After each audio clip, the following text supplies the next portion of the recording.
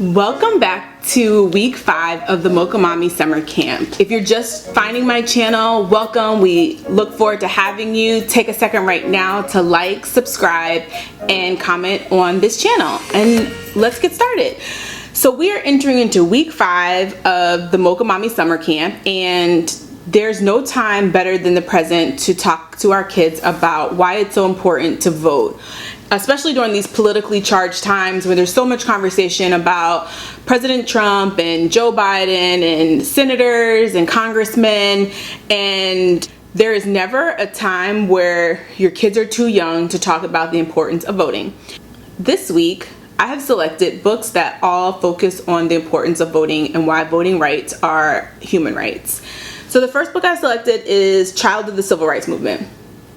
This book is written by Paula Young Shelton. Her father was actually a civil rights activist and was active with working with Dr. King in pushing the nonviolent protest approach. And so the book starts off with little Paula and her family learning about what was happening with Jim Crow and the bus freedom rides. And they decide as a family to leave where they were in New York and go to Georgia, which was the heart of the civil rights movement.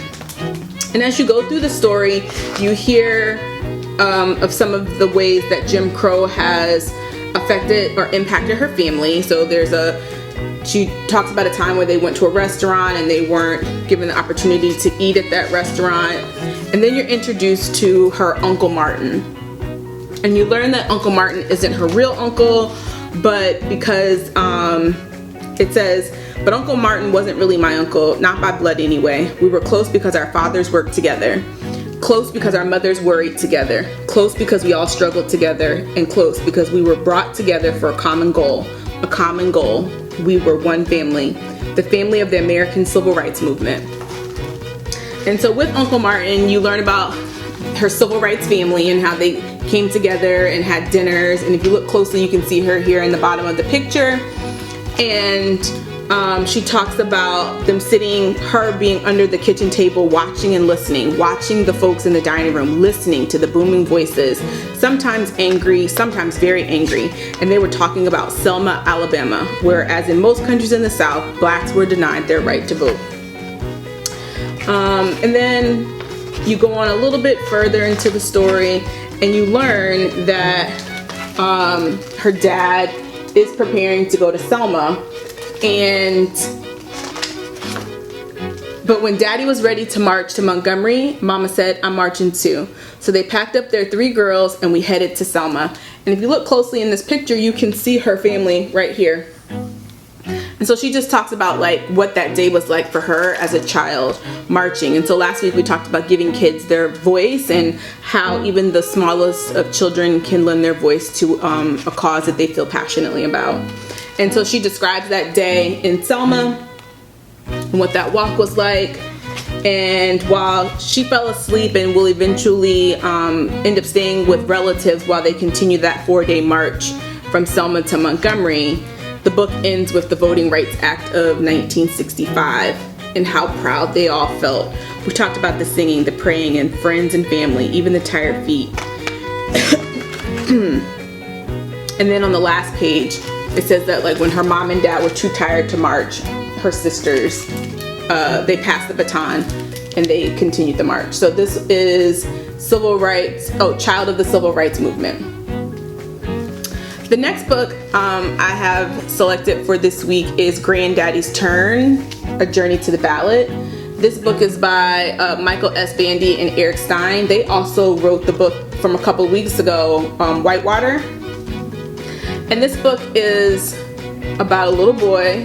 He lives with his grandparents. You learn early on and that he spends a lot of time with his grandfather. And he talks about him being a strong man who didn't take nothing off of nobody. And like just through the first couple of pages, you see how important his grandfather was to him. They went fishing together. But one particular morning, the grandmother comes in with a suit. And the little boy says, my grandfather wasn't much of making a big fuss, he only wore church suits. He only wore suits to church on Sunday, and he knew this wasn't Sunday. And when he asked where we're going, the father just keeps saying, "Be patient, son. You'll see." So you continue through the story, and you find out that they were there to vote. And so this picture has a lot of things that you can kind of point out to your children. One being these two flags. This is an opportunity for you to tell them this is the American flag, this is the Confederate flag, and why this flag is so different. We're seeing this flag come up more and more right now. And how do you talk to your kids about like why this flag symbolizes hate for some people, for many people. And then you see the grandfather gets in line, he holds his ballot to his chest, and he has the grandson take his picture, and he's so proud to kind of document this moment that he's waited his whole life for, only for him to be met with a deputy sheriff to asking him if he could read the pages. He tells the man that he cannot, and the deputy slams the book shut, saying, "Well, uncle, if you can't read this, then you can't vote." And he tore up the grandfather's ballot. And they walk away, and the grandson says, "Don't worry, one day I'll vote for you, Grandpa." And so it fast forwards a little bit, and you find that the grandfather has passed, and then you are brought to this picture where he's reminiscing about the first time that he was able to vote, he being the grandson. And you see him right here, he's taking the picture of his grandfather with him. And with this picture in my hand, I put my ballot in the box, and I smiled, and I said to myself, now it's Granddaddy's turn. So he votes on behalf of his grandfather, and probably on behalf of a lot of ancestors that came before him who were not afforded that right. The next book, I'm going to say, if you can't get any of these books to kind of speak to the Voting Rights Act of 1965 and what that did for people of color, if you can't get any of the other books that I've talked about, you should definitely have this in your library. And this is Lillian's Right to Vote, and it's by Jonah Winter and Shane W. Evans. Shane W. Evans, who just put out We March. This book is the story of a 100-year-old woman named Lillian, who's very old, and it's voting day. And it starts off with, it says, a very old lady stands at the bottom of a very steep hill. It's voting day. She's an American, and by God, she's going to vote. Lillian is her name. And it's a long haul up that steep hill. And as you go through, as Lillian walks up the hill, you get flashbacks. These are her great-great-grandparents who are standing on an auction block being sold on the very same Alabama courthouse where white men and no one else was allowed to vote. You turn the page, and then you see her grandfather working in the fields, and how it talks about until after civil rights he had no rights at all. And then you keep going through the book, and you find out just some history, not just Lillian's history, but the history of people of color. And then it says, as Lillian pushes on, struggling to keep her balance, she sees a brave girl standing next to her mother and father as they try to register to vote in 1920, the year the 19th Amendment was passed and a law that allowed women to vote. So it speaks to women's rights also, and how people of color, women, had no rights, and even after they were afforded their rights, oftentimes they were not allowed to exercise those rights. Then there is, says, you see her flashing back to a time where she registers to vote for the first time and she looks like a younger woman here. It says she sees the blank piece of paper on which she must write down a section of the U.S. Constitution word for word as it is being mumbled by the registrar, a test she could not pass. No one could. And it talks to the test that they had people of color go through in order to allow them to vote. And then she looks over the top and she sees the hundreds of aching, it talks about her legs being so tired and she wants to kind of give up, but she looks down the hill and she sees the hundreds of people who made that march from Selma to Montgomery in order to get the right. And then finally, I mean, like, it's pages and pages of history as to why this has been an uphill climb for not just Lillian, but for people of color in general, but it's told through her lens. And then it says, as she enters the booth and as Lillian steps into the voting booth, once again, she sees herself stepping into the booth in 1965 for the first time. and Lillian touches her fingers to the lever, and because she's a citizen of the United States, she pushes the lever and Lillian votes. So again, if you can't pick up any other book, this book kind of spells out for you and your children as to why voting is so super important. And then this last book I have for the week is Vote for Our Future.